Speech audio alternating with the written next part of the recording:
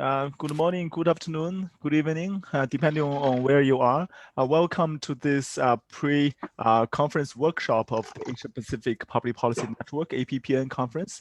So the Education University of Hong Kong is very delighted to host this conference this year. And due to the pandemic, we are unable to do it physically. And as a routine, we do a pre-conference workshop mainly tailor-made for young students, early career researchers. And this year we have decided to include two workshops. And this is the first one. And we name it the PhD journey and post-PhD employment. We have attracted almost 80 participants, I think, from many parts of Asia, and mostly are young students, PhD students, and early career researchers. So first of all, I must thank Dr. Stuti Rawat, and she has been the person, behind this successful, event. And Stuti, do you want to say a few words first? Oh, I'm just really grateful to have all our panelists with us here today. They've all agreed to give their time, and also everyone who's joined us. I really hope that everyone here today takes back something of value, because I think it's a very important topic, and I hope we can allow them to do that. And yeah, that's all I have to say. And please do join us for the rest of the conference. We have plenary sessions tomorrow and day after in the morning, and of course panel sessions in the afternoon. And as Alex mentioned, there is another workshop in 3 hours from now, which would be on converting research into publications. So please do join us for that as well. And thank you all for being here. Thank you so much, Stuti. So we hope these two workshops will be very useful for young students and PhDs, and then in navigating this turbulent job market, in getting your PhD done ASAP, and in getting your papers published eventually. All right. So without further ado, let me introduce the 5 speakers from for this particular workshop. We have invited Dr. Aditi Raina, and she currently works as an infrastructure analyst at the World Bank Group based in Singapore. And she holds a PhD in public policy from the National University of Singapore. And Dr. Raina was also formerly a researcher at the Institute of Water Policy at the US, focusing on water and food security in urban and rural regions in India and Nepal. So before her, doctoral research, Dr. Raina was also the coordinator for freshwater and wetlands programs at the Worldwide Fund for Nature in India. And our second speaker is Dr. Azad Bali Singh, and he's currently a senior lecturer in public policy at the ANU, Australian National University, and he holds a joint appointment at the School of Politics and International Relations in ANU, and the Crawford School of Public Policy, one of the best in Australia. And at ANU, Dr. Bali convenes the Bachelor of Public Policy program and teaches courses on policy theories and public management. So his research interest mainly lies at the intersection of policy theory and social policy in Asia. And our third speaker is Dr. Nick Oh, and he's assistant professor in the Department of Public Policy at the City University of Hong Kong. And prior to that, Dr. Oh was a research fellow at the University of Southampton in the United Kingdom. His research interest lies in the field of public policy, comparative politics, and authoritarian regimes. And he was actually a physicist by training. And he's now, he also spent 6 years in the financial sector. And the fourth speaker is my colleague, Dr. Weiwen, and he's currently an assistant professor in the Department of Asian Policy Studies at EdUHK. And he received his PhD degree from the Department of Political Science at Texas A&M, one of the best in South US. And he worked as postdoctoral research fellow at the Columbia Harvard China and World Program in 2020. Dr. Yin just joined our department this year. We're very happy for that. And he specializes in comparative and international political economy, international law, organizations, and so on and so forth. And he's a quantitative guru. And the last speaker is Dr. Yiran Li, and he's assistant professor in the Department of Government and Public Administration at the University of Macau. She holds a PhD degree in politics and public administration from the University of Hong Kong.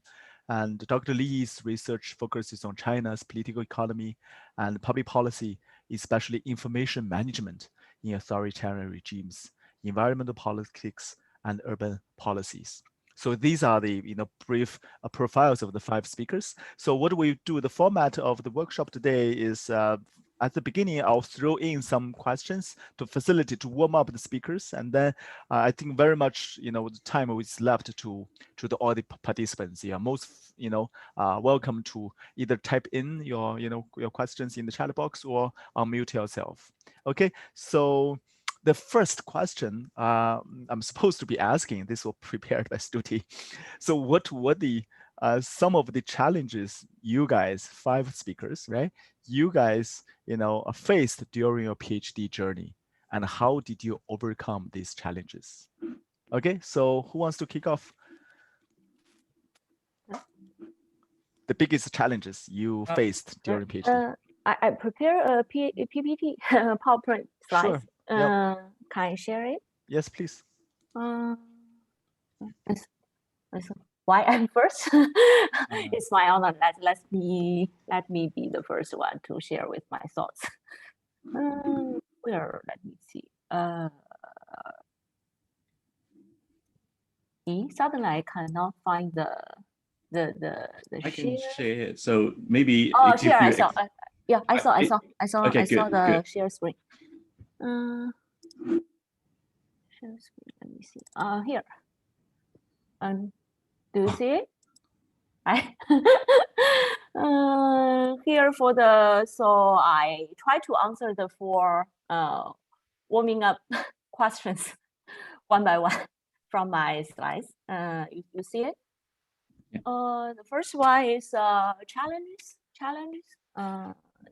So I think that maybe every one of us will have the same feelings when we have during our PhD study, feel isolated, right? Face the stress, a lot of the peer pressure, and also work-life balance, right? And lack of money, I think, is also another very important challenges.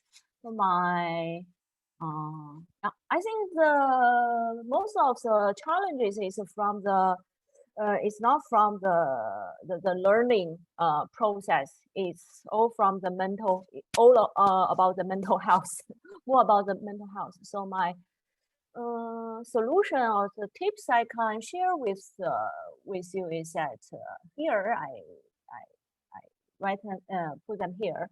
So all about the spirits, keep happy, keep confident, motivated, energetic. So how to keep happy, how to keep confident? My tips is that the first solution is work hard, always work hard. So when you feel stressed and I think working hard is the best solution to to relax actually for us. And the other one is keep talking with our supervisor and the other members in our committee, right? I think the supervisor, because the teachers, the other professors, they are senior than us. So the process, the hard process we encountered, they have had encountered during their PhD study. So they can give us very, I think, the helpful and valuable suggestions. Also, I think if they don't, they can if they don't provides a very specific specific suggestions to our project, our dissertation, they can also provide the understanding, the feelings of the understanding and comfort us. So this is keep talking with our supervisor. So yeah, I think when I was a PhD student, I always talk with my supervisor, and she always encouraged me a lot. And so after talking with her, I always feel energetic and 打鸡血, something like this, right? So yeah, can work hard for a long time, keep a very high emotion. So the third tip is have close friends, so we can talk with our close friends to share with our stress. Then we need the family support, talking with our parents or our couple, of your husband or your wife, and to gain the family support. That's very important. So that's why I say that if you are not in a, if you are not married, it's better for you to fall in love with someone and yeah, I think it's you will feel much relaxed than all the time learning, right? And then the next tip is I think the most important, except the working hard, is go to gym for you to keep the health. Yesterday I'm thinking, what is a valuable tip I need to share with others, or if I can go back to my PhD students, what I need to do to for myself. The only thing is that I think the go to gym, because nowadays I think after the graduation from the PhD, 2 years, these 2 years, my health is not good for a long time. Always in a, it's not in a, I'm always in a very good status. So always go to the hospitals or feel tired. So that is because I think the I don't like to go to the gym when I was a PhD. Now I have to go to the gym to improve my body condition to so that to be more productive for this job. So that's a valuable tip. Most valuable tip, I think, go to gym. Although it seems like a psychological cliche. So that's first two questions. So maybe I let the other speakers to answer the question. Yeah. Yes, let's do that.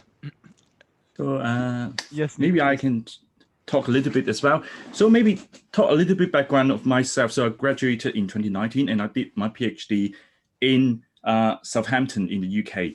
So I was still is a political scientist, and actually my research is mostly about quantitative research. So apparently it may not be transferable to everyone because I study in UK, do quant research, but still I try to think about some of the generalizable kind of implications for everyone as much as possible. So first of all, so for my case, I have to move to UK completely about 6 years ago, and it was a new culture and new living and learning environment for me. So it was really a challenge, but do acknowledge that it's really fine, and you will be surprised, actually, it takes a lot of time, not just for myself, but also for my colleagues in Southampton to adopt to the living and learning style. So it's fine. If you feel that you start slowly, do not be afraid. That's completely normal. I know that, for example, for East Asian people, we are shy to talk about a problem. But I mean, now is a chance that, okay, acknowledge that it's fine, it's completely okay. So because now we focus on the challenges, but I actually have a lot of things to say. I wrote a lot. And another challenge is about self-doubt, or some other called is the imposter syndrome. Some of the institutions, they are really open to talk about imposter syndrome, what it is, how to identify it, and how to overcome it. And not sure whether your institution have that support, but do Google a little bit, and actually it's a common phenomena for particular us.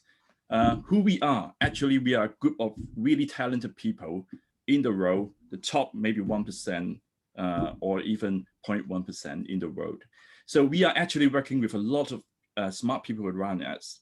And when it's natural for us, we have human tendency that we want to compare ourselves, for example, with our supervisors, with, for example, Alex, very successful, who just got 1,000 citations. Wow, fantastic. And also our peers. Why are they so successful? Why can they do that? So normally we think that, oh, I'm not doing that great. Oh, I don't have the capacity.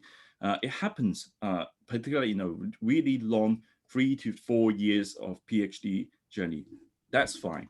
Acknowledge that it's not common. It's not unique to you. Everyone's doing that. And one solution that Yira has already mentioned is to build social capitals, build a network of people with your supervisor, with other colleagues in the department if they are supportive, with your friends, etc. You will be surprised that they share a lot of struggle that you face as well. Listen to their personal story. If possible, now not possible, go to the pub, have a pint, and then relax and share. So get some laughter. That should be fine. So I mean, but nonetheless, normally the general strategy to tackle the imposter syndrome, I mean, from my experience, is first acknowledge your strengths first, know your niche, as well as acknowledge your weaknesses. Say, I am a physicist by training in my bachelor degree, so I found it very difficult to write a lot. So it's my issue. So I know that, but my strength is about using scientific idea or paradigm to think about problems or research in social science. And also I do some quant research as well. So that's my strength. No one is perfect, but we can always work on our strength and kind of improve our weakness. Next stage, it will be set long-term goal as well as, very importantly, short-term and manageable goals. That's really key because we think that, oh, we want to, it depends on your aspiration. So I was really like doing, I love doing research before I started my PhD, but some of you may have some other goals. But nonetheless, try to make it, I mean, at the end of the day, we share one common goal is to get it completed by the end of your PhD study. Over the 4 years' time, what are the small steps that we have to do? I'm not going to talk about it. I can talk about another 2 hours, but that's something that would be helpful. And most importantly, recognize your progress each day. No matter you are having a good day or a bad day, do it incrementally each day, day by day. One of the books that I found it particularly helpful is an author called Paula Silver. I can send out the link, and the title is How to Write a Lot. And it's actually, why it's so inspiring is actually changed my paradigm or my understanding of a creative process. Before I started my PhD, I thought the creative process is to kind of go to a pub, go to one, and suddenly, oh, the light bulbs appears, and then I got that ideas. But that author argued that it's actually not the case, and he also provided experimental study to support that claim. It's actually, you have to do it every day in order to finally find one of the best creative solution to your research question. And for my experience, I always tell other people that I only found the right framing of my research, actually the right theoretical framework in my, I think at the start of my 3rd year study, which is really scary. I mean, but it happens to me and it works, and heavily at the end, it was a successful run. And I was also quite proud of my creation. So it happens. Last but not least, I probably speak too much. And one really important concept is when you are having a bad day, try to think about something like the strategic procrastination.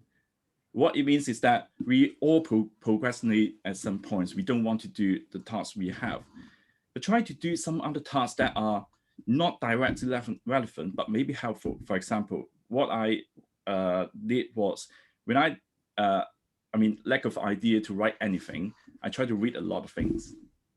Okay, it could be something related to your research or not related to your research. Try to think about, maybe at some point you will have some idea to connect with all these kind of different reading at some point, and suddenly you got the motivation to write. And reading is part of the writing process, if that makes sense. Another practical tip is to count the number of words that you wrote each day. Understand your pattern. I mean, it doesn't have to be exact, but I mean, you will be surprised by the pattern you show over, for example, 2 or 3 months, and then you recognize, oh, it happens, and then you know your style better, and you hopefully you will cope better and be less anxious as well. So that's all for my sharing. Thanks. Thank you, Nick, so much. And your practice was very similar to mine. When I was a PhD student there, I always force myself to write at least 900 words a day. Sometimes all of the words are rubbish, but psychologically that gives you a buffer. You feel that when one day you are summoned by your supervisor, you have something to show to the guy. Look, I've written 40,000 words, and then no supervisor would possibly go through them one word by word, but that at least you have this kind of psychological success, right? That is a very good way of reducing pressure. Thank you so much. So. And Bali, Weiwen, and Aditi, which one? Sure, I can go next. Great. So I think I have a fewer tips than others to give. But when I read the question, I kind of looked in through my own journey and thought, okay, during my PhD years, what did I find the most challenging? I think, which is probably, I'm hoping doesn't happen to anyone else. I changed 3 supervisors in 4.5 years for different reasons. And I think what worked for me and how, it worked out really fine. And I think each supervisor gave me what I needed. But the advice that I got from my first supervisor is something I held very closely. He told me that to remember that the PhD dissertation is the beginning of the research.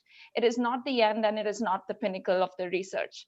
So the focus must be to do a good quality dissertation in the amount of time you have so that it's tractable and it's feasible. So I think what really did help me was knowing what area I wanted to work in, but not being super attached to the exact topic.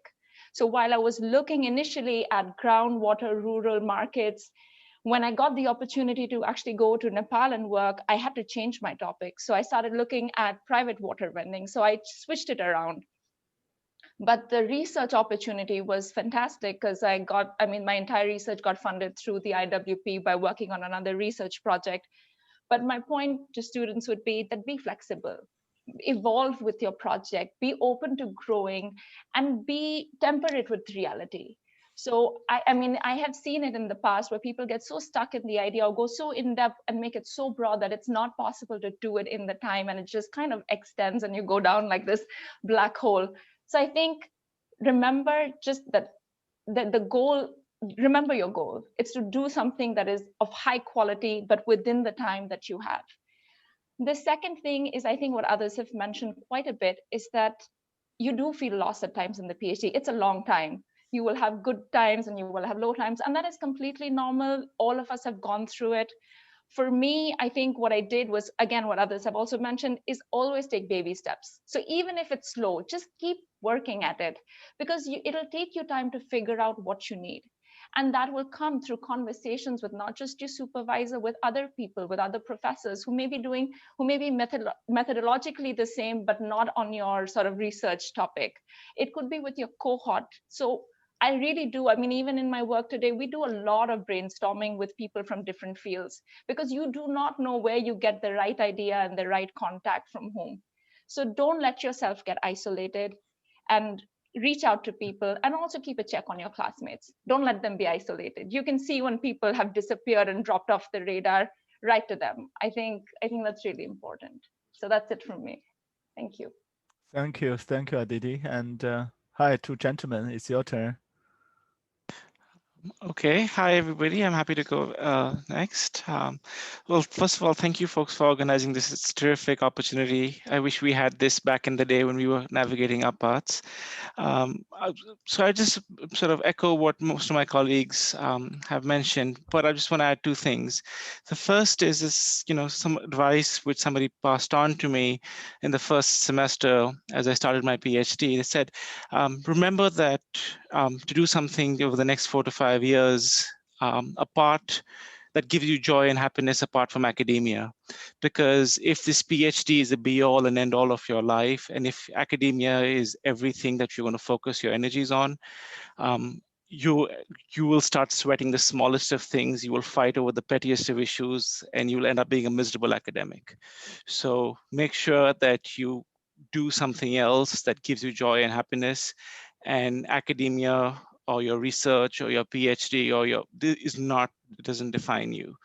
And I never took that seriously at that point, but the more I reflect back on that statement, I think it's really, really important. This is part of your part of your journey through life, and just make sure that you do other things as well that get you joy and happiness. The second is, it's sort of, everybody says PhD is a very isolating experience, right? And I sort of look back and I think of having a lot of fun during my PhD. And one of the reasons for that is that I refuse to be isolated, right? If at any point in time I felt that I was overwhelmed, I knocked on my peers, your peer group that's there with you, talk to them. They're going through the same issues that you are, for instance. And maybe part of the experience is because is always try to have a side hustle during your academic journey, and that's really important. So look out for yourself in terms of creating opportunities to participate in other research projects or do some TA work, which helps you get, which will help get some experience. And this network serves you well. So if I reflect back, whenever I thought that I was isolated or I felt that I was a bit overwhelmed, I had these various avenues and opportunities that I could hold on to, and which gave me extremely good skills, which were generalizable in other projects, right? Which I learned later on. So I did a lot of stuff that had perhaps little to do with my PhD at that point in time, but as Aditi says, it sort of fits together, it coheres at some point in the future, because you have to be flexible, you have to evolve. So my only takeaway in terms of reflecting back at the PhD experience, that's slightly different from what my colleagues have just said, is that make sure you do something else that gives you joy and happiness, and this is not the only thing that defines you. And the second is always have a side hustle, right? Whether that's teaching or research projects or whatever else, volunteering, something else as well. Thank you, buddy. Very helpful, to cope with the stress. Good. Weiwen? Yeah, so it seems I'm going to be the last one.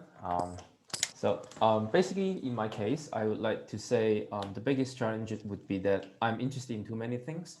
So it just, sometimes I lost my focus, but eventually I decided to be more strategic in the sense that I'm choosing the topic that in the topic that would allow me to find most support in the department. In the sense that many other faculties are also doing these topics. So eventually I decided to be more strategic, more flexible, given that I'm interested in too many things, and I have to drop a lot of programs, drop a lot of projects that I could not find collaborators in the department. So this is one of the biggest challenge I would say I was facing when I was having my PhD. And one suggestion from my side is that I think being adaptive would be quite helpful in the sense that when I was in my first year, I was assigned to some projects that I was not interested at all, but I still learned quite a lot from those projects, and eventually it turns out to be my PhD dissertation. So I think being open to new ideas, new topics would also be a good thing. So my other people have said the things that I would like to say. So basically, that's the only new things that I could add for this conversation. Thank you, Weiwen. Actually, as the moderator, I was very interested in one of the keywords, brought up by Ira at the beginning, how to deal with peer pressure, because I have lots of experience, here. In my PhD, when I joined the PhD program, we had lots of highly successful and capable classmates. And one guy was called Scott Valentine. Before he joined the PhD program, he already published 20 top journal articles plus 3 books. And then you are studying with these kind of guys in the same classroom. And we have another classmate. She was actually junior to me, and her name is Liang Qing. And when she was in second year of her PhD, he published in JPART, the top journal as a student, publishing JPART.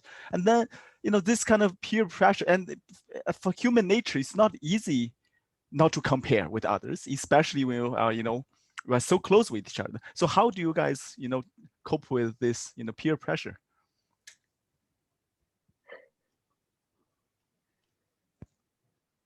I could pick up on that. It's a tough question, right? You do this peer pressure confronts us in different ways. But I think there's one thing that we always have to remember. I think it picks up on some of the themes that my colleagues had just mentioned, that everybody has their own agency, and at the end of the day, there are different skill sets, right? And what we need that serve us during our academic journey. So if a colleague is slightly more skilled in one area in terms of methods or in terms of publications, we have to realize that we need to celebrate that, be part of their success, because they will contribute to your success at some point in time as well. And in academia, we always have a latent period. So you can do all your hard work right now and you could have nothing to show for it for the next 3 years, but in year 4 or year 5 is where your major publication will come out. So I think if you keep on reminding yourself that you work towards whatever your specific goal is, and not necessarily compare yourself with others who are going through the same PhD with you. I think that served me very well, because as Alex said, there were many people that had different trajectories, and this is something that I always had to remind myself, and it will be with you throughout, right? Even as you embark on careers within academia or outside. Yeah, thank you, Bali. You were the source of my peer pressure there. So, any other good points from the rest of the Iran? Sorry. I can share with my solution or my tips. The first thing is that we all face peer pressure. So there's always people perform better or much more genius than us, smarter than us. So so the first thing is that we can learn from them and study hard to encourage ourselves. That's one solution. The other tip is that I always say that we presume the collaboration, right? Do not regard that peer, that smarter guys or the better guys as a competitor. So try to collaborate with them, and we can benefit both, right? So that is one of my tips I can share with them. Great, thank you, Iran. And I also noticed that from Aditi's, opening remarks, you mentioned that you changed supervisors for 3 times, right? Yes. This is quite extraordinary, and typically people would expect that to be disaster, right? And then people can easily get demoralized because probably that will bring about some fundamental changes in the thesis, in the topic, and so on. So could you please tell us more? I think because changing topics, that's very normal for PhD students. And the topic I used, for application was completely different from the proposal I defended. And the proposal I defended had nothing to do with my final thesis. So and for you, did the change of supervisors actually affected your thesis, and how did you tackle that pressure? Sure, thanks, Alex. So for me, completely the same. My application to the PhD was on biodiversity, because that is what I was working on. But when I came to the university, I realized there was actually nobody working on biodiversity. But they did have an Institute of Water Policy, and water was also something that I worked on and had some previous knowledge.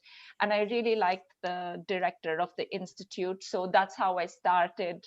I walked in and I realized I have to change my topic, otherwise it's not going to work. Then the first professor, he left the university. He actually did not go back to academia, so therefore I could not continue with him. And like I said, those are the transition points where I was a bit lost, and I was wondering, what am I supposed to do now? Like, do I continue down this path? Because I'd also made connections with other research universities who would help me in the field, because I actually love field work. So I did not want to do like a secondary data source. So I think one thing in the PhD is also important, knowing what you like so that you can hold on to the parts that you enjoy that keep you going.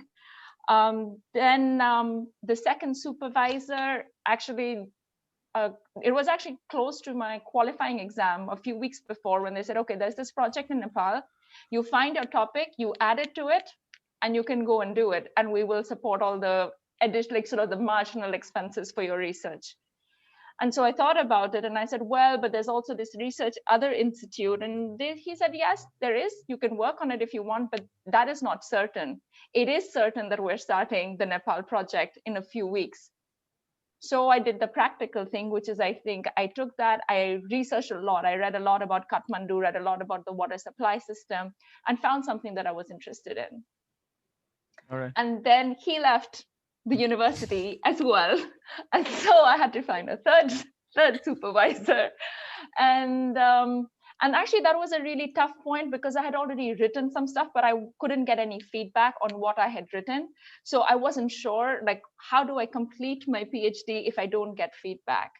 And that's when I actually reached out and I said, okay, I have to find someone who's in the university, found a third supervisor. And actually the third supervisor was amazing in terms of publications. So helped me immensely in sort of writing and wrapping up my thesis in a cohesive way. So I think you take the best from what is available to you and you make the most of what you can. Great, thank you so much. And So, you know, one point yes, to please. add. So I was lucky. So in the UK, in Southampton, when I started, I got 3 supervisors, but it was also a disaster. But when you got 3 supervisors, the probability of someone leaving during your journey is there. Someone actually, 3 of my supervisors left during my study as well. But the key one was always there, so it's relatively lucky. So basically, I agree with what Aditi just mentioned. So, but one perspective is quite interesting. Maybe actually, when your supervisor left, actually your social capital gain. That's what my supervisors told me. And actually, you have a new network in other university if they still stay in academia or elsewhere. And it may be really useful at some point in your career. So it's a lot, definitely, but you also gain in the other way. Great, thank you. So why don't we move to the second round? And the question was, what are the things that you would have done differently if you had to do it again? So the regrets, and then, what are the things you would have done differently? Look for a real supervisor, not a practitioner, right? Obviously. Anything else?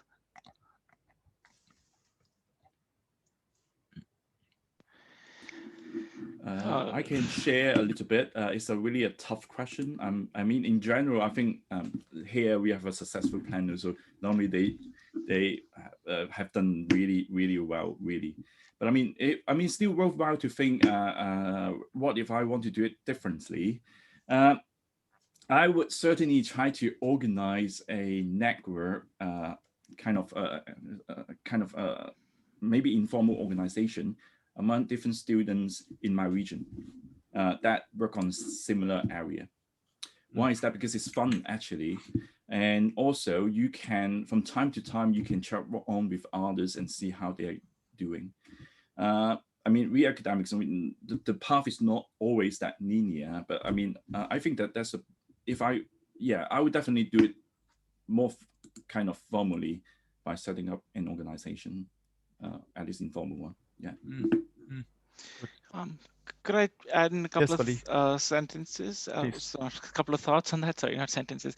So I was thinking about what would I do differently. One is try to follow my advice more clearly, which I think now that I've asked you, I've extolled to all of you, but I didn't always follow that very well. So remind myself to follow that advice. The second is that the norms of academia are changing really, really fast, right? So what was the mainstream 3 years ago is no longer the mainstream. The job market changes, and whether you want to embark on academic or non-academic careers. So if I had to go back, I would think of some more opportunity to skill myself in certain methods. And we know whether that be writing software code or whether that be, quantitative text analysis. So that's something that if I'd go back and if I had those opportunities over the summers, I would have also exploited some of those opportunities slightly a bit more better. So that was what I think some lacunas in my area, but it may not be in your respective journeys. So that's one area that I think I could have addressed. Great, thank you. I think sorry, I still, sorry, you go first. ahead, Sorry, Nick. No, I still got two more points to add that. So if I got the chance to do it again, I would definitely take a gap year if possible, and then try to find an internship or work in the industry, and try to think about how my research or expertise can contribute to a practical problem that they are facing. Why is that? Because we now have a fashion to talk about transferable knowledge, right? So knowledge transfer. And without actually a good industry experiences, sometimes, particularly a lot of PhD students, they start straight out of their bachelor graduation or master graduation. They are, relatively inexperienced in the job market in private sector. So if I have a chance and it's permissible in terms of funding and time and family status, I would definitely do that.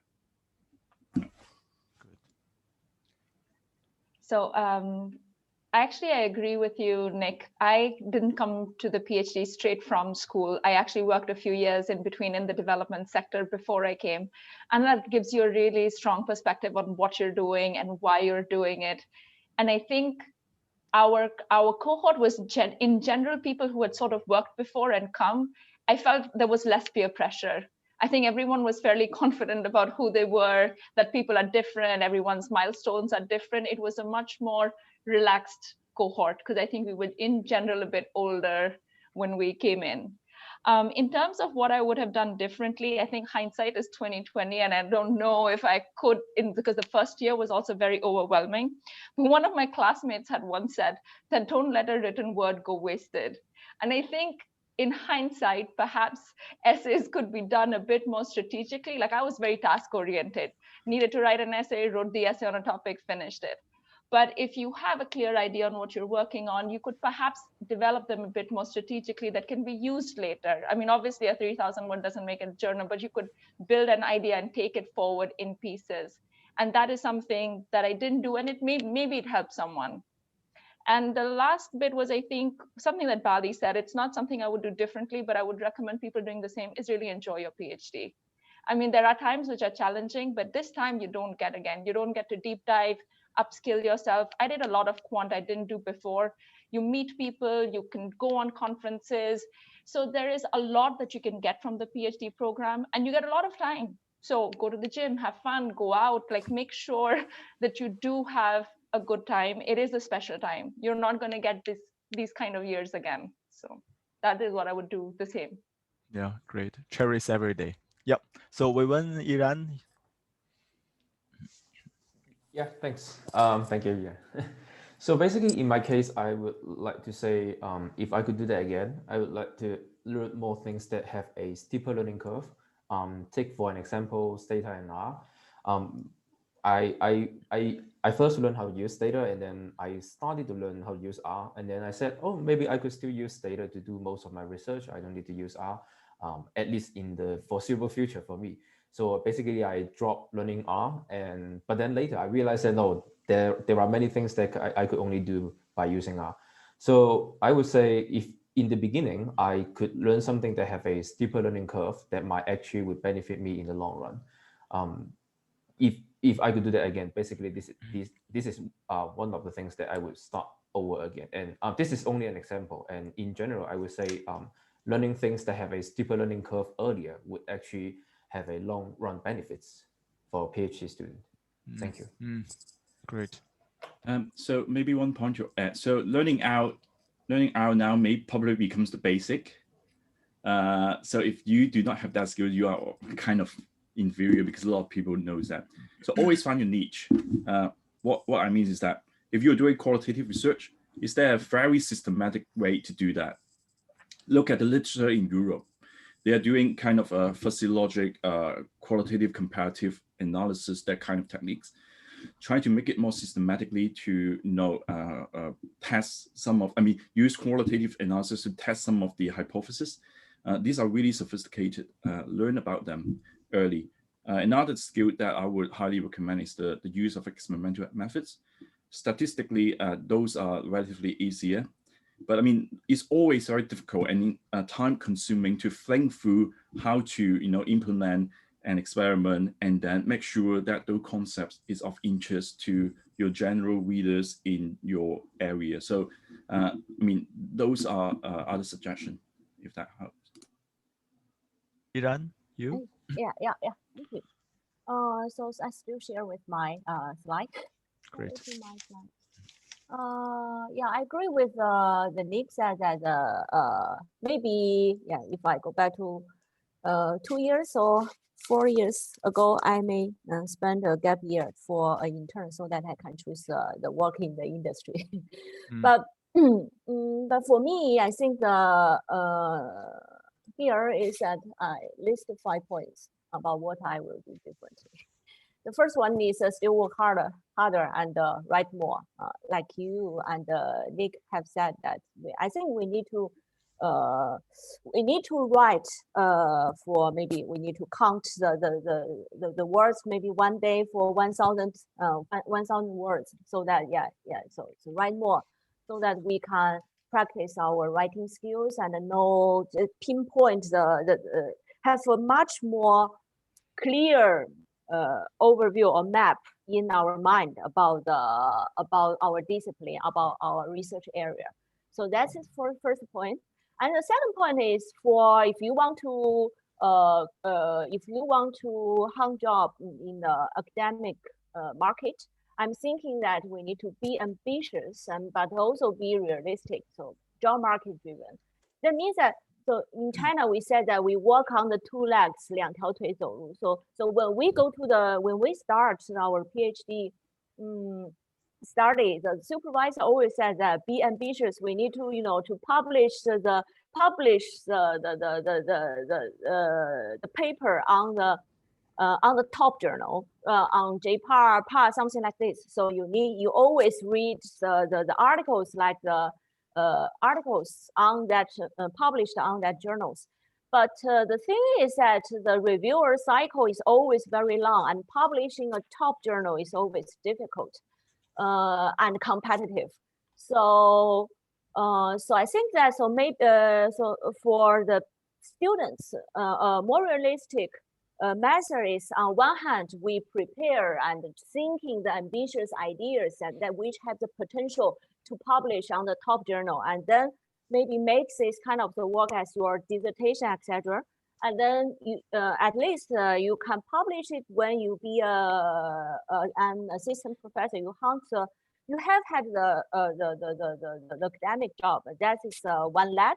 And the other leg is that to be realistic. So we need the paper, the publication for job, for market job. So sometimes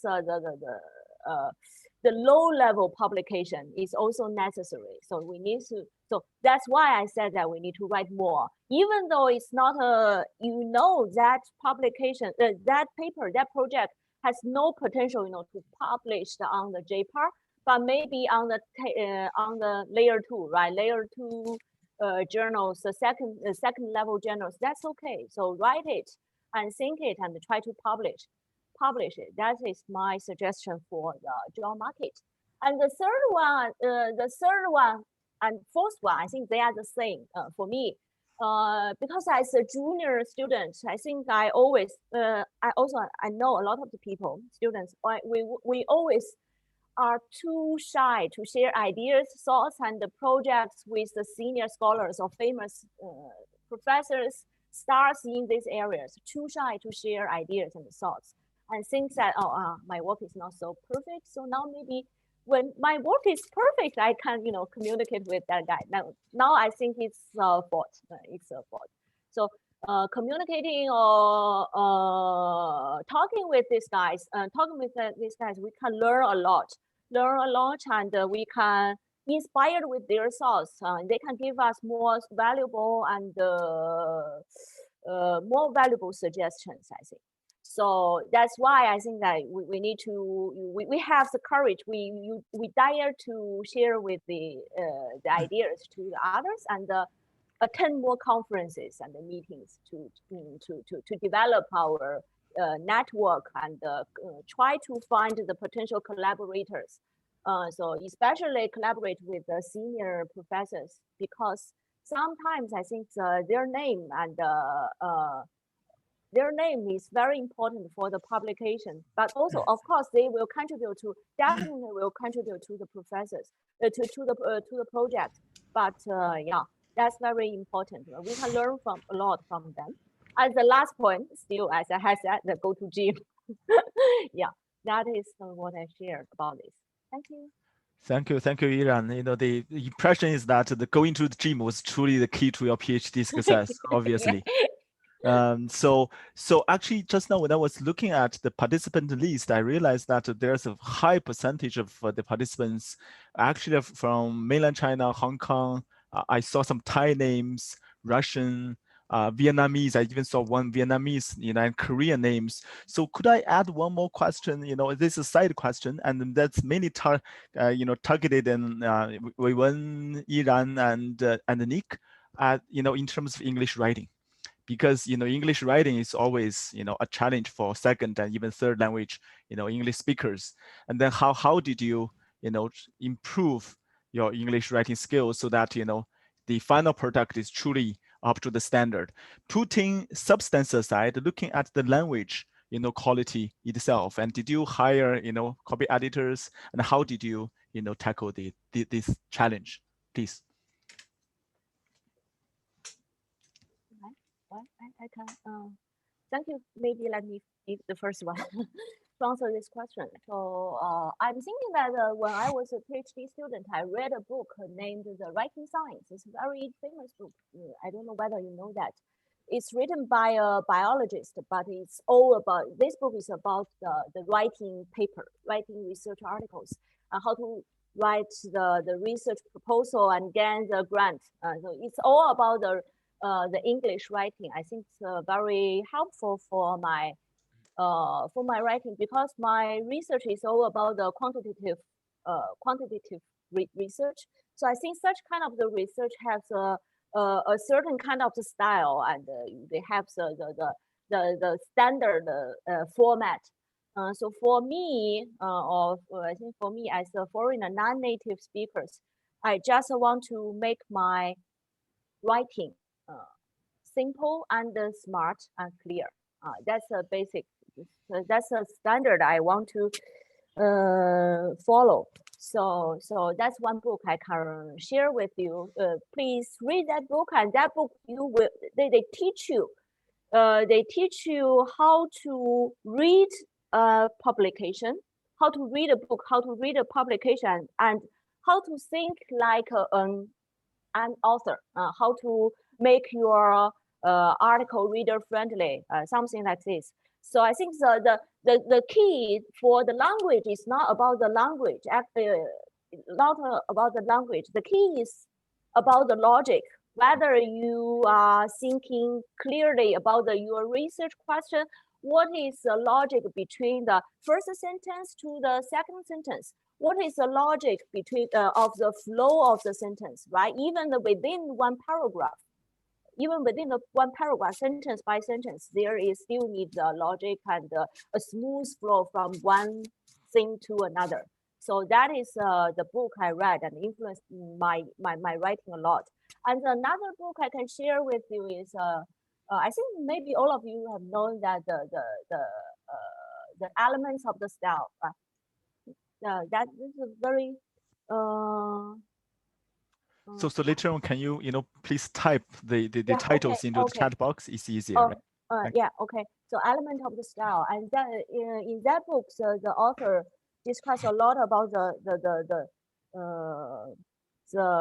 tips that the non-native speakers always to always write wrongly. So that's the books I can share with you. Thank you. Great. Nick, Weiwen, English writing. I'd like to say a bit about this. So I think one suggestion I would have is to send your manuscript to others to read, and not necessarily native speakers, but preferably native speakers, but even some, say for example, in my case, I have a very good Chinese friend in Texas A&M. he helped me a lot in reading my manuscripts, not only giving me comments on substantive issues, but also like on writings. He's definitely a better writer than I am, despite the fact that he's also he's not a native speaker either. So I learned a lot from him. So I think this process, these kind of interactions would benefit us a lot. And don't be ashamed by by all those like editing that that your commenter would have to give to you. This is a process that we must go through. Yeah, thanks, Weiwen. Nick? Yes, so I'm not native speaker, but what Weiwen just mentioned is I do have some native English speaker to read my papers, and it was a really tremendously helpful process. And also my supervisors gave me really good comments as well. I mean, I was relatively lucky on that regard. I know that's privilege is not shared by everyone. And I think there's one key point that we are, particularly for maybe East Asian writers, we love to use a lot of technical terms of what some others say jargon. But it's fine to use jargon, but I mean, make sure that you have to define them early as much as possible. And also, I mean, one particular common skill is to think from reader's side. So maybe leave your paper, say 10 days later, and read it again, see, oh, who's that writing that? Oh, it was me 10 days ago. What are you actually talking about? And that process helps as well. And then there are many other skills, but I've already sent out links of 2 books that I remember. Obviously, I read more than these 2 books. One is a Patrick Benevi Offering PhD. Maybe useful, not useful, but another one is Proof and Code, The Craft of Research. I found they are really great, but I mean, not all chapters are relevant and as helpful as the others. But I mean, if you found that helpful, then it's helpful. That's it. Okay. All right. So thank you so much. And I think it's time to start the 3rd round and most relevant and practical round, job searching. The job market now is so bad, compounded by this COVID-19 project, this COVID-19 pandemic, and also, the oversupply of PhDs. So could you please, guys, all of you guys, share with us, how did you get your current job? And then what are the tips you wish to share? How did you prepare your CV? And other than luck, please tell us more about the substantial part of it. Okay? So who wants to go first? We expect a longer story now. So do you want me to go ahead? Yes, based on the ranking, you should go first, right? I don't think that's a fair comment, but I'll try to think back. What I'm going to do over the next few minutes is talk a bit about my post-PhD journey as well as some insights into what might work if you're on the job market. I was extremely fortunate when doing my PhD that I landed a job as a research fellow, and I think it was in year 3 at Murdoch University, and I saw the job description, and it was for a project on productivity, and I didn't apply for it because 1, I was in year 3, and 2nd, it was in an area which I considered extremely boring and banal, and it really mind-numbing. But then one of the professors that I had TA'd for met with me and said, the search committee is still looking for a person. Have you considered applying for this? Because the job market at that time was extremely bad as well. But I said I was of no interest, and she helped me see that there were actually a lot of what I do could fit with what those project's aims were. And I applied for it and sort of ended up with a job during my PhD. So I had to convert my PhD to part-time. It took me a bit longer to finish it. But I think what my key takeaway from that is, again, is something what Aditi and others have already spoken about, is to be a bit flexible and not be too hungover with what you're working. So when I talked to my supervisor about this, and I said, well, this is an entirely different area and it's different from my PhD, which is on health policy in Asia. And they said a job is a job, and as long as it's interesting and you get to learn something, you will benefit from it. And they gave me their own experiences. My PhD supervisor wrote a thesis on agricultural economics in India, but developed a career being a pension economist in Southeast Asia. My academic mentor wrote a a really boring PhD, which I had to read on industrial policy in the Federation in Canada in the 1970s, and now is an expert on social policy and public policy theory in Asia. Right? So they've developed and forayed into academic careers that are very distinct from what their PhDs were. So be willing to don't be too confined to your job, to what your dissertation is, and be willing to foray into new areas.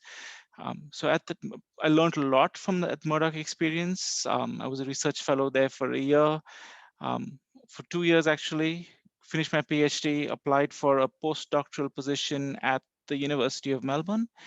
And when I landed at the University of Melbourne, I was really excited, and I thought I got that job because I tried to develop a publication strategy and publish.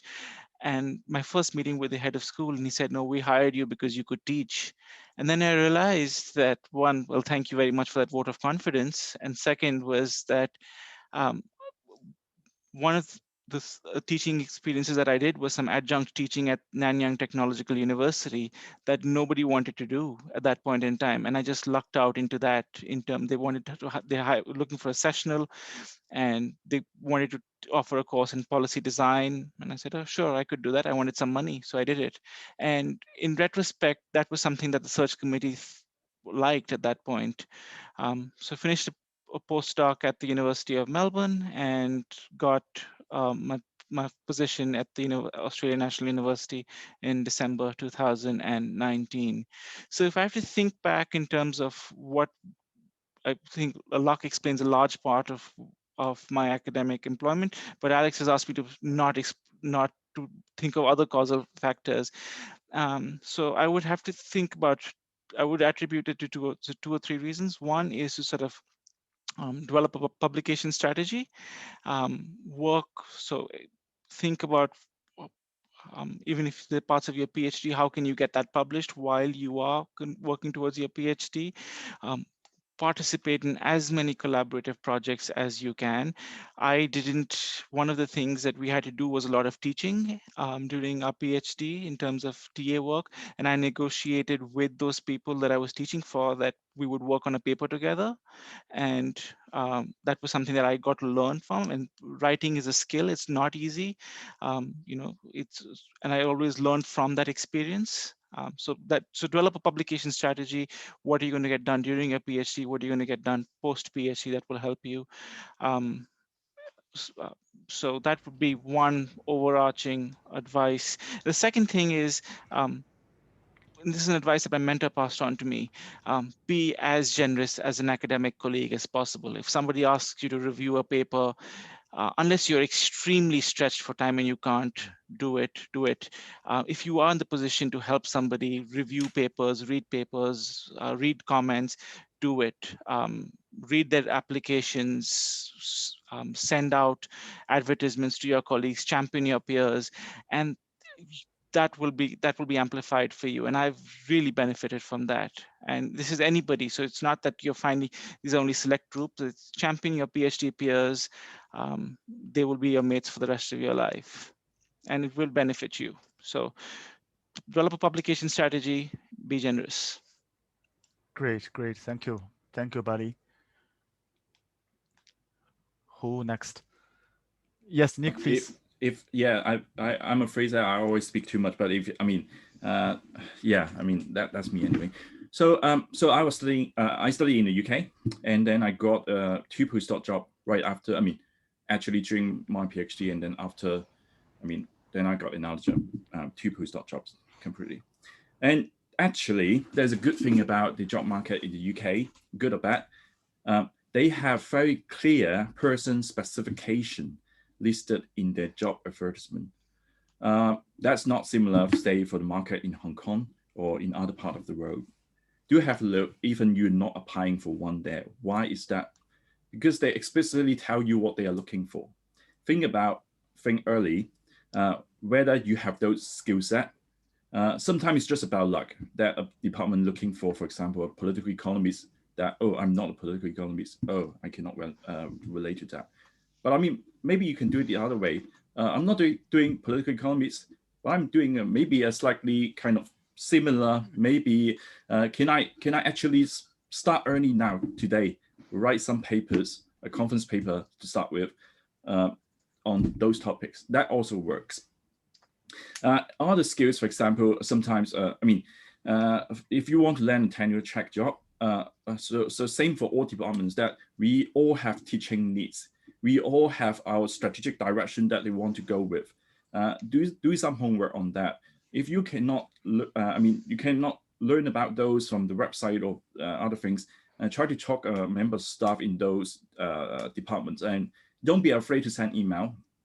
I understand some may not be as responsive, but at least from my experience in the UK, a lot of academics, they are really helpful.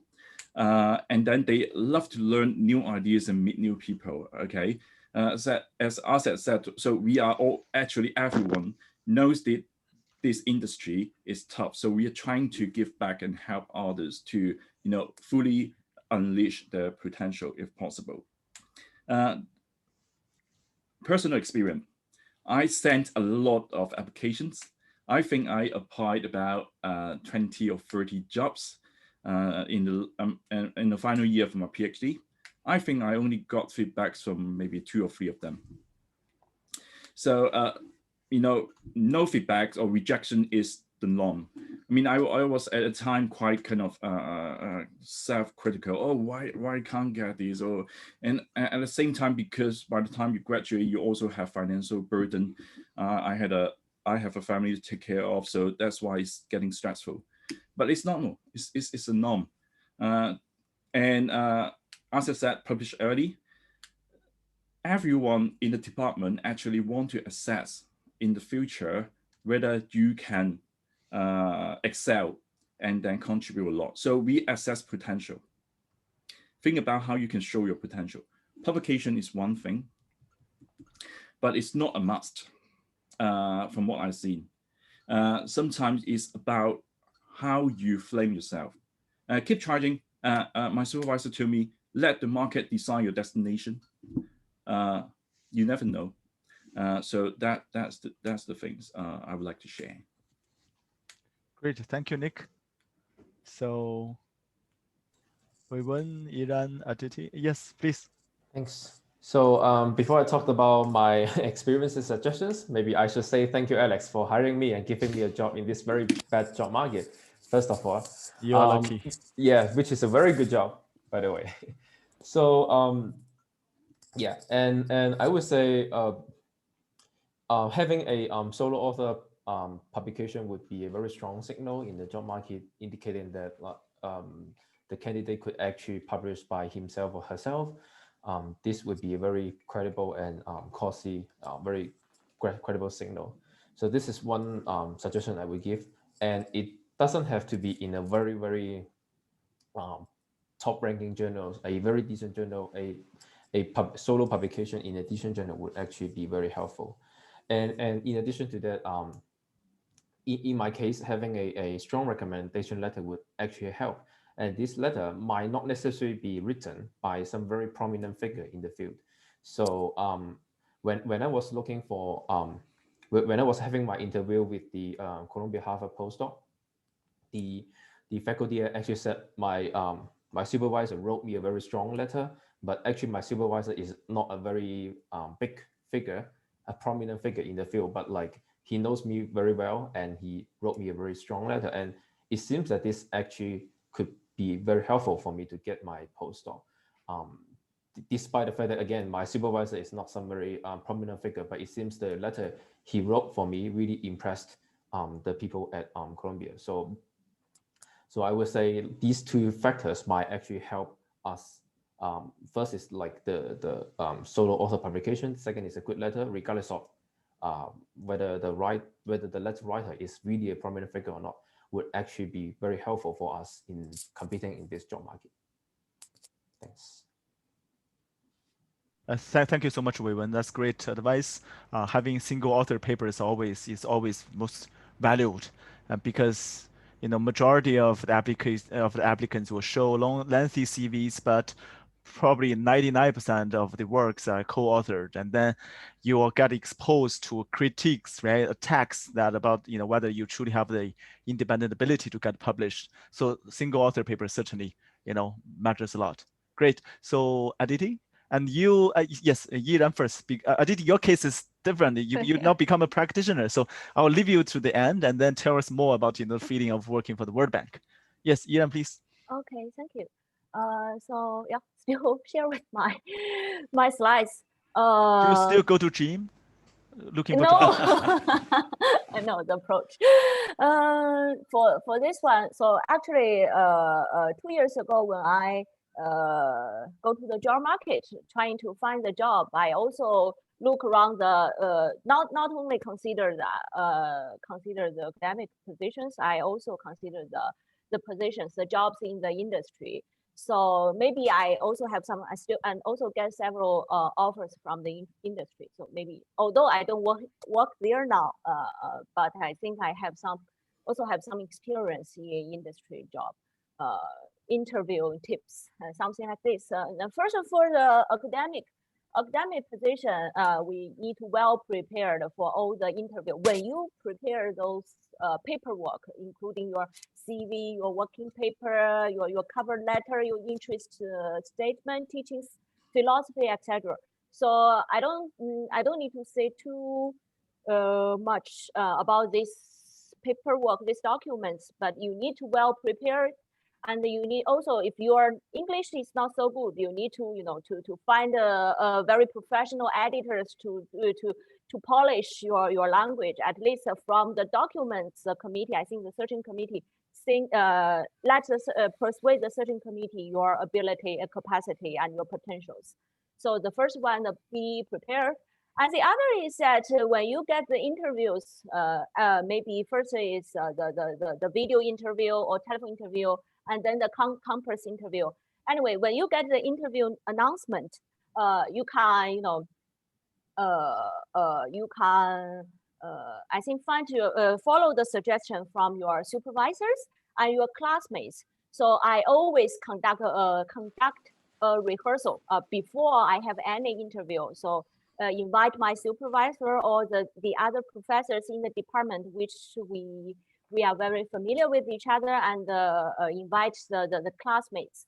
So let them to like a defense, let them to ask me the harsh question and trying to address them. Because first, if you for the first interview, firstly, for the interview, if you do not have any experience, you do not have a sense of the expectations, what the others will ask you. But actually, I think the interview is very different.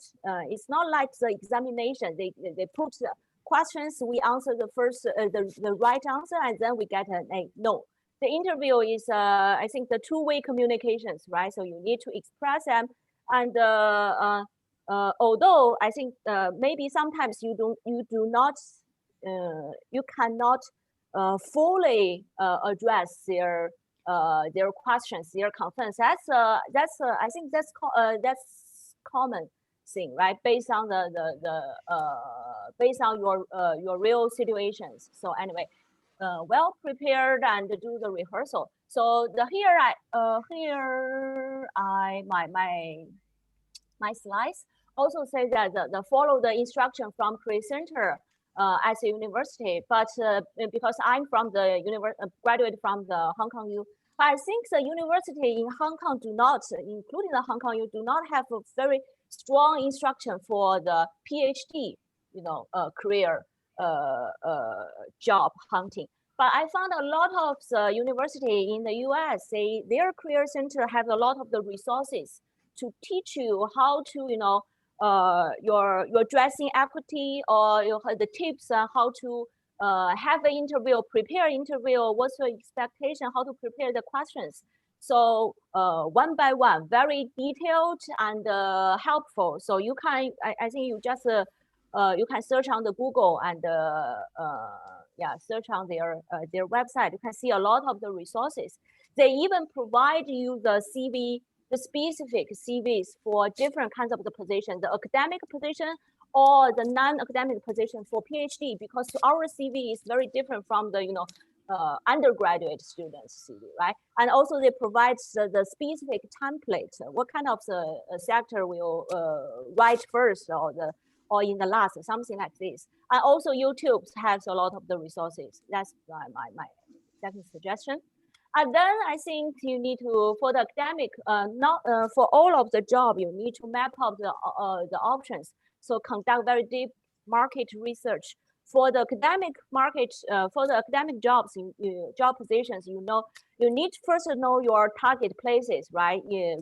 Find the job in mainland China, or in Hong Kong, or in Macau, and then trying to find trying to clearly write down the positions they need and their requirement, and try to think how to fit your.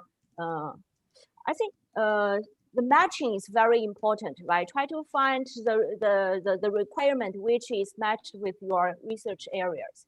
But for the jobs, the positions in the industry, I find that for PhD, for us, I think the political science background, I think the most suitable areas, suitable industry may be the IBD and the consultation companies. Almost all the jobs I applied for I applied is all about these two areas, and the other areas they don't give me the feedback, but these two areas that companies give me the I received some of the interview invitation, and something like this. So yeah, that is about the industry position. But I think the good thing for us is, although we do, for me, I don't have any working experience before working in the industry. No. So you will find that a lot of the position, leadership, the senior position, pay with the good salary, they require the working experience. But the good thing I think is that you will find that all the management position, the senior position, they require you have a PhD degree. So they require, on one hand, they require you have the working experience, then you have the PhD degree. So if you only have the working experience with no PhD, only master degree, that's not, they will not recruit you. So I think for us, the good thing is that we have, it seems that the PhD have the space for promotion. This is based on my market research. So the other several point is the try your best to leverage your hidden network, even though your friends or your collaborators or some senior professors, they know you, they can recommend your CV to the search committee. That's much helpful. That would be much helpful. And then the last point is to try our best to promote ourselves through attending more conference and meetings, and maybe build a fantastic personal website, or so put your professional CV to the LinkedIn, something like that. Try all the methods to promote ourselves. That's very important. And if you don't know anyone in this in one university, they don't know you. My suggestion is that maybe you can write a cold email to them to introduce yourself anyway, and to say that I'm on the job market, and whether you have planned to recruit someone, something like this. So that would be helpful. I find that a lot of the nice guys, because I don't know anyone before. I think before I go to the market job, and to be honest, my supervisor is not the star in this field in the mainland China, at least in these places. So, but I met a lot of the nice guys. I think they introduced me to the search committee, right? So try to grab every opportunities.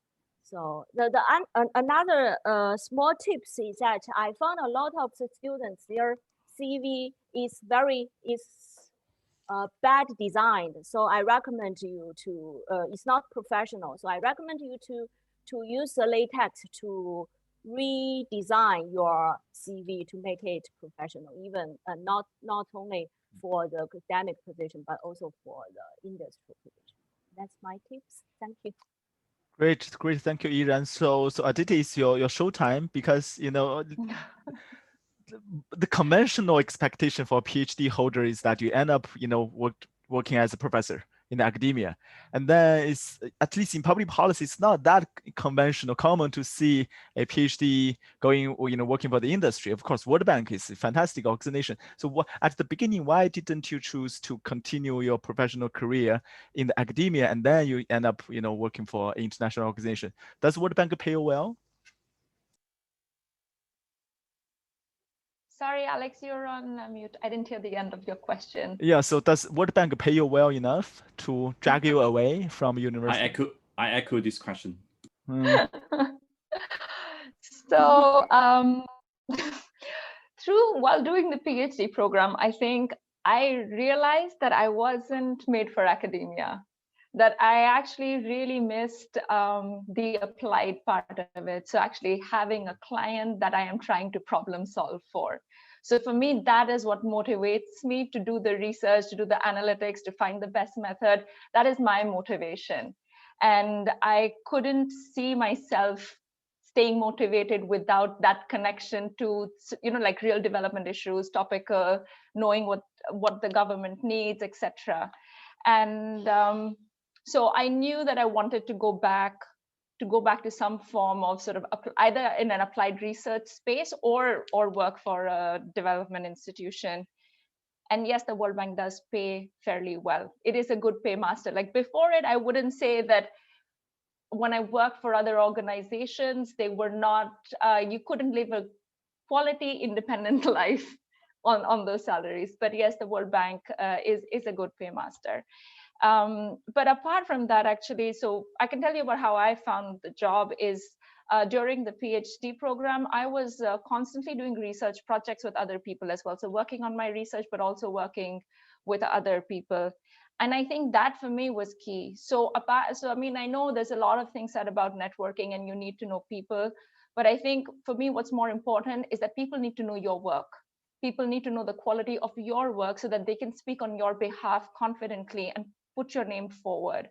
So for me, that is what works. So somebody that I was working with when I submitted my thesis, actually suddenly I had all this time in my hand and I didn't know what to do with it. So I had finished the research work for them and I said, well, if you hear of anything, let me know because I have all this time and I don't know what to do with it. So they put me in touch with the World Bank. And yes, there was a bit of luck. They were looking for someone with quant experience in the water sector for a specific project. So I started consulting for them. And then in a year, they opened up a position for me to join.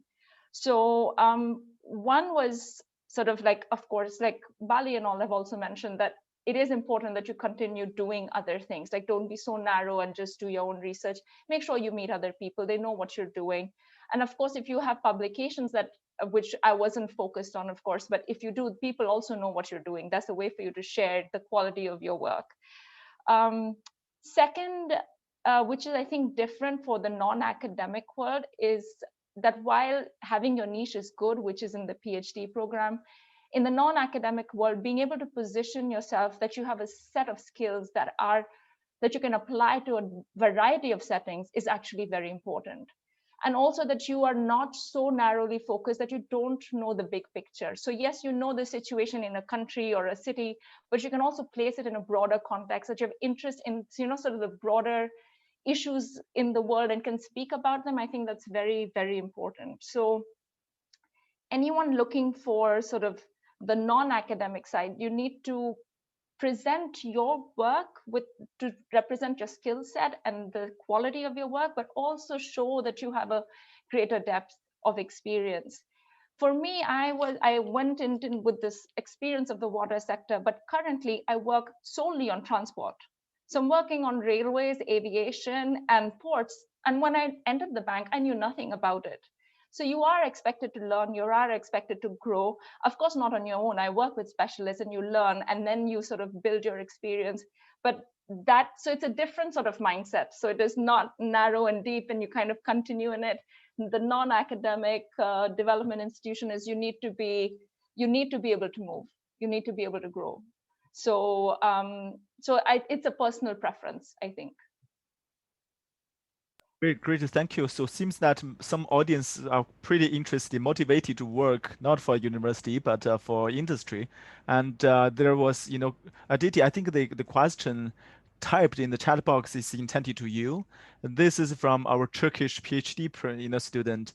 And she was, she unfortunately she has to go, but because this is recorded. So could you please, briefly respond to the questions?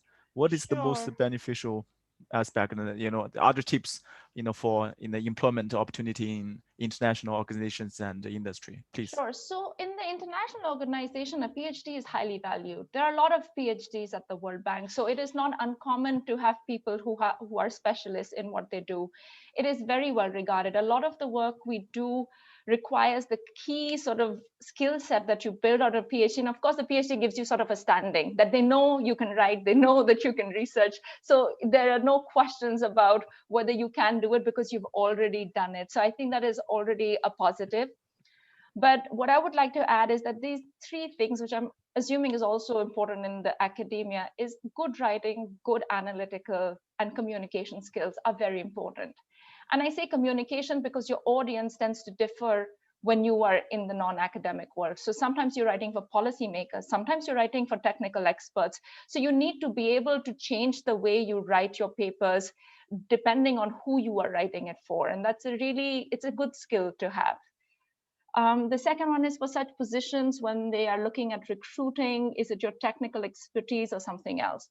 So I would say technical expertise is important. But like I was saying, fitting yourself into the broader perspective is also very essential, because that I've heard as feedback from very senior people as well, that sometimes you have interviewers who know very well, like interviewees, that they know very well the small piece of thing, but like if you ask them what is happening, for example, in urban mobility in Asia, what are the top key issues, they would not be able to answer it. So that is where the balance needs to come. So of course you're looking at the technical skill set, because when they're hiring you out of the PhD, they do want you to be able to do analytical work, be comfortable with, well, what I do is a lot of related to quant. So you need to be comfortable with working with quant. I don't want to discourage people who do qualitative research, but my experience is more on the quant side. Thank you so much, Aditi. And we have approximately 20 minutes left. And let me exercise some kind of moderator discretion to add one more question.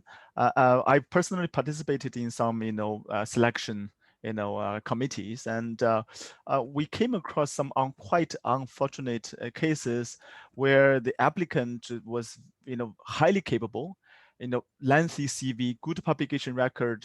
Basically, he or she had everything, not several people, and the job interview was fantastic, but the failure happened in the job talk, the seminars, the job talk part of it, and then that got by this reason the nomination was vetoed by senior part of the of the university. That happens. I think this doesn't happen in one particular institutions, but happens quite frequently. So how did you, especially for all of you who are working in the university, how did you prepare for the job talk to make sure that your talk truly appealed to specialists and non-specialists, and then present to them, to this audience, that you truly have the ability, you are the best fit? Can you please share with us more about it? I think this will be very important for the job hunters. Thanks. Maybe I'll share again. So two simple points. One is do a mock job interview with your colleagues. Okay. I mean, anyone use, I mean, in the UK, I am in debt to them because they are really willing to help as well. So it doesn't spend long, just half an hour presentation and then 30 minutes feedbacks and Q&A. And so already you benefit a lot, and you rehearse one time, and then you have an opportunity to reflect on how to amend and revise that. And as you said, so in the department, so to do some research on the background of the department. So say I'm a quantitative researcher, but in the department there are qualitative people, political theorists, philosophers, etc. Make sure that you can communicate with them effectively. try not to use any jargon. If the numbers or formulas are not useful, eliminate them. I mean, you don't have to be that exact. What they are looking for are the impressions, whether you can communicate effectively, and whether you have a aspiration to be one of the leaders in your subject area. So those are the keys. Second point, go to the pub, talk to people. Make sure that you are able to communicate your research in, say, in 1 minute effectively. It's scary, but over time you'll be able to do it if you go to pub more frequently. Not now, but I mean, just for fun. Yeah. Cheers. Great. Weiwen, Iran, Bali, how did you impress the selection panel? So my tips is that be confident, but not be offensive. So be confident means that we must have the confidence that in the seminar room, when you do the job talk in the seminar room, you are the only person or the only person who knows your topic very well. You are the most you are the person who know your topic very well. So don't fear that the other colleagues or the other audience to ask your question. So be confident. You have the confidence that you can address all the issues and the questions the audience pose. That is be confident. But don't be offensive. Is that if someone asks you some questions which you think is very difficult to answer, or that maybe I think this is maybe just because they are curious. So someone may suggest you need to revise or need to address such kind of the issues or problems. So if you find it's difficult to answer, maybe you just be friendly to to accept their suggestions. Do not say that. Do not behave like that. My research is the best in the world. Your research is bad. Something like that. I'm the best. No. So be nice and be nice and do not be so offensive. Like my research is best. Something like this. So you have the confidence to friendly address all the concerns and issues, and I think that's very important, because for the job talk, I think the audience always they always try to see your potentials, to whether you are good to collaborate with, or whether you are good at teaching students, something like this. So if you behave too offensive, then people may think that you are hardly to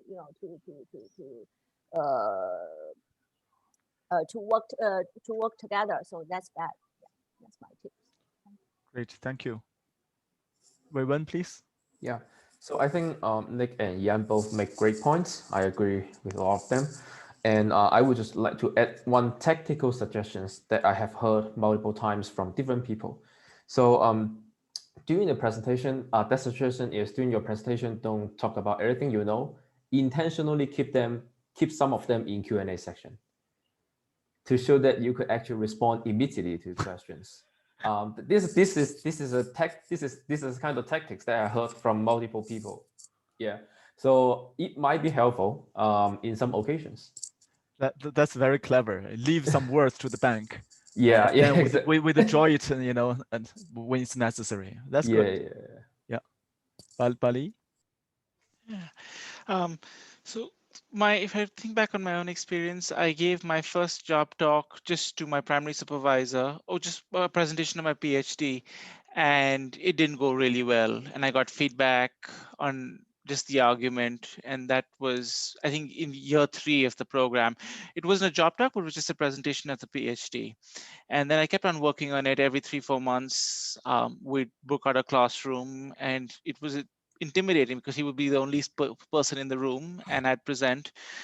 And finally, I got better at it. I got more confident, and I thought I was ready. And I assembled a panel of my peers and I presented to them, and they gave me some advice. But I think they were still very polite.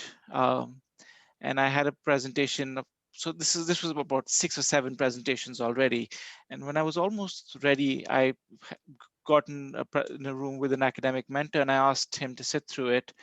And he sat down and he said, okay, well, he gave me really interesting feedback. He said, one is it doesn't inspire confidence. You don't come across as a person that knows this subject in and out. It doesn't come across as impressive. You know, how do you situate this in the larger literature? How do you situate this in what is a larger argument that your dissertation speaks to? What is a generalizable proposition that that informs theoretical approaches? These larger questions I struggled to answer at that point in time, and it made me think about that. So one way of getting that confidence for myself was, I'm quite an inarticulate presenter, but one way of getting that confidence for myself was doing this iteratively multiple times, and each talk got better. However, saying that, I bombed a series of job interviews. At my job at the Australian National University, this is my fourth or fifth time applying for it. And I didn't get picked up the last few times. I've had one job talk at the ANU, and where if I think back, what were the misgivings? It had to do with summarizing your research within to a generalizable audience, to an audience of non-specialists within 2 or 3 minutes, right? And you struggle to do that. And the only way you can get better at that is by practicing. And my partner doesn't mince her words. And sometimes I'm very interested in the paper that I'm working on, and she asks me, what's it about? And I try to explain that to her, and she rolls her eyes within 30 seconds. So that's a really good litmus test, just rehearsing your argument. And if you can inspire any interest in what your work is. So sort of the more you do it, the better the better you get at it. My last point, sorry if I'm going on about this, in terms of the job talk, right? At the end of the day, you know the most about your subject area, right? You have command over the empirics of your case studies. You know it. You've done your field research. There's nobody else in that room that has more sophisticated understanding on it. The most of the fault lines in job talks, at least the ones I've been part of, and even senior professors do this, you've seen some talks that have failed, is around methods, is around the generalizable argument, around the so what question, right? So I think rehearsing that and talking to your peers and practicing some of that is really helpful. Okay, I'll stop. Great, thank you, Bali, and thank you, Aditi. You offered excellent points in the chat box. I think the audience will find it very helpful. So one more actually suggestion from me was that when we do job talks, respect the time limit. Don't make it too long. Make simple words, no more than 10, 15 slides. We have seen some applications, some candidates who did well. Their research itself was well, but the presentation was much less, well structured. And then don't overrun, especially when you see the chair showing some kind of, unpleasant, facial expression, or, got fed up, stop immediately. So the more you talk, the more weaknesses you actually expose. So don't overrun. This is a painful lesson I've observed throughout the past years. Okay, so Alex, that is that inspires a lot of confidence just after I give a very lengthy speech about my job talk experience. Yeah. I'm just pulling your leg. Great. So yeah, thank you. So any other points the speakers want to add? Alex, there were some questions in the chat window that came up. All right. Yes, I saw one from Hawan, and she was asking, and some others. Another one by Cherry as well. All right. Yes, when do we, probably we can elect one or two, panelists to speak on representing all. So how early, how advanced should we start to look for jobs? The kind of time structure, and also the typical, arrangements, 1 round, 2 round. What is the difference between job interview and job talk? And what are the other, tricks that we have to be aware of? So who wants to volunteer? Nick, can I nominate you, please? You want, yeah, thanks for entertaining my willingness to talk a lot. So, so about the procedure, I mean, normally, I think I started looking at those job advertisements at the end of my second year of my PhD study. It really depends on your stage, right? When are you expecting to graduate? So 1 year or 1 year and a half is a good time. So the reason why I look at the job advertisement, because I want to learn about those cycles. Okay, the more information I get, the less anxious I am, because I am more certain about how it is going to repeat, and I learn about the trend as well. This year is particularly difficult, it's not normal, but doesn't mean that there are no jobs. So there's still a lot of them going on. Preparation takes time. I think I don't know how about this, but I mean, for every customized application, it took me a day to prepare, which is quite demanding. There's also a good time. What you invested will be useful in the future. And I mean, for my case in CityU, I actually had 2 interviews. So the first time it was online interview. I was not successful. I was in the waiting list kind of in that time. So it was really kind of a strange experience. It was 30 minutes interview and then decide my destination. I mean, but they were actually impressed. Because I was still a little bit away from my graduation. I wasn't graduated at that time in the early 2019. So they, in the summer, they get back to me again and then, oh, are you interested? We have an opening. We were impressed. So if you are interested, we can arrange a campus visit. So at my time, I got 3 different components in the interview. One section is about meeting the very senior management people. That can be a strong veto player, but I mean, normally if you're performing naturally, as long as the people in either department or college level, they really like you, that should be okay. And the second part is about job talk. It was about, how long was I don't remember now, sorry about that. Maybe about an hour. I don't, yeah, I was invited to talk about 20 minutes. Maybe then another 20 minutes after that, I don't remember exactly. And then the last part was about, you know, a panel interview with 5 academics there and talk to you, and it could be quite scary at time. But I mean, I just like Weiwen's strategies that actually you can already see what the panel people ask you somehow strategically. I mean, I didn't really do that intentionally, but it is true. I definitely agree with that. Do think about that if you have that capacity. That's that sufficient, Alex? Yeah, good enough. Good enough. Yeah. Thank you so much. All right, I think it's time to conclude. And thank you so much. You know, this 1 hour and 40 minutes, this workshop has been tremendously fruitful. And so the 4 speakers very generously shared their good experience and tips and so on. And we had, you know, intensive interaction with the participants. Thank you so much. So, so the audience, you may want to remain, you know, and join us in the second workshop that is, you know, focused on how to get published during PhD. That is equivalently, you know, important topic for young researchers. So before we close, can I suggest we give them a big, you know, a round of applause, either also, virtually. Alex, can we take a photograph before? Yes. Could you, you know, you know. I encourage participants to switch on your camera if possible, and then we can take a group photo.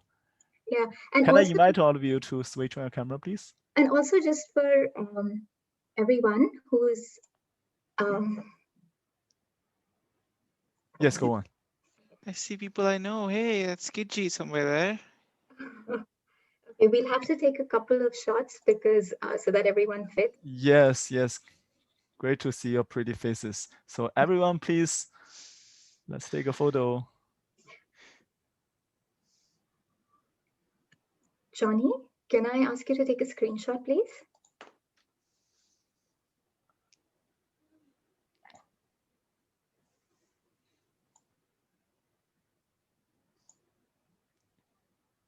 Sorry, everyone's faces. Ready, 3, 2, 1. Johnny, wait a moment, and I think it's time to get them loaded. I think a few others are still, you know, trying to switch on the camera. All right, everybody, could I, encourage you, if you haven't, can we please take a group photo with your pretty faces?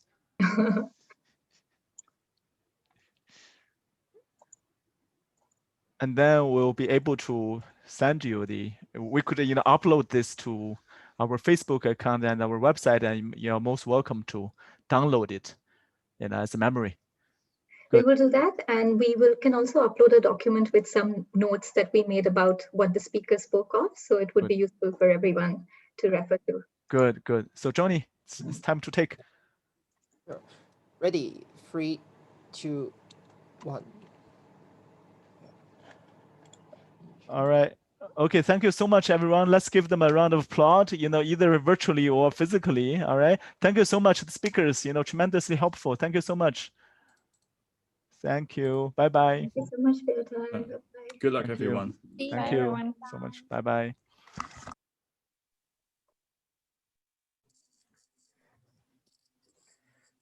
Nice talk to you guys. Goodbye. Yeah. Hope to see you at some Yeah. point.